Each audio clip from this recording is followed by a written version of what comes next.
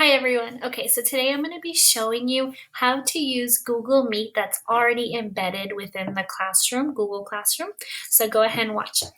So right now I'm in a sample class that I've created within my Google Classroom. You see my code, and I'd like to have my class Google Meet so that when I want my students to meet me in a virtual classroom, I'm using it through Google Meets, and they'll have a link that is right here. And the way you do that is by going to this gear right here, and you click it, and you scroll down, and here you see this icon and Meet, and it's going to say Generate Meet Link.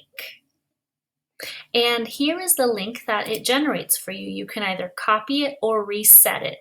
You only really need to reset it if the code has been compromised and you have random people coming in, or if something's wrong with it. But usually all you'll need to do is copy it. So it says here visible to students, and I do want it visible to students. So I'm going to make sure it's toggled on. And I'm going to do this on the day or a few minutes before the Google Meet is supposed to happen. And so I'm going to click Save, and it will load. And now you have a Meet link right here. The students are not able to click the link and join without you first being in there. So that's great. They can't just use that link anytime they want.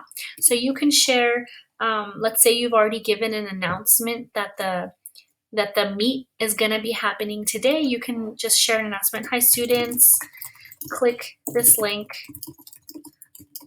at 1 p.m.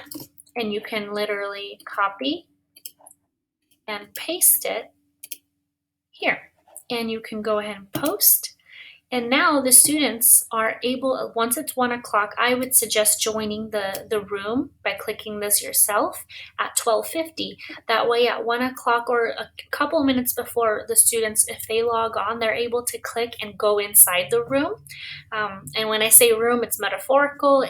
Everyone is in their own homes, and you're just joining using Google Meets. So once you click, you will have to get your microphone and so I'm going to allow my microphone, and I'm going to say join now. And if I need to share this information so students or parents or anybody can join, I can do that by copying this information and sending it through a text message or an email. I can also add people by clicking this and either putting in their emails or calling them. I've never used the call function. So I'm going to go ahead and end this call, return to your home screen, and exit this. So let's say you're done with the session and now you want to take that link off so it's not confusing to the students. Go ahead and click the gear, scroll down, and untoggle. I'm not sure if that's a word, but go ahead and toggle that off. Save. And now the code is gone. So the students will not be able to get to that. They can still click here, but at least underneath here, it's gone. And I hope this helps you. Let me know if you have any questions in the comment section below. Thank you.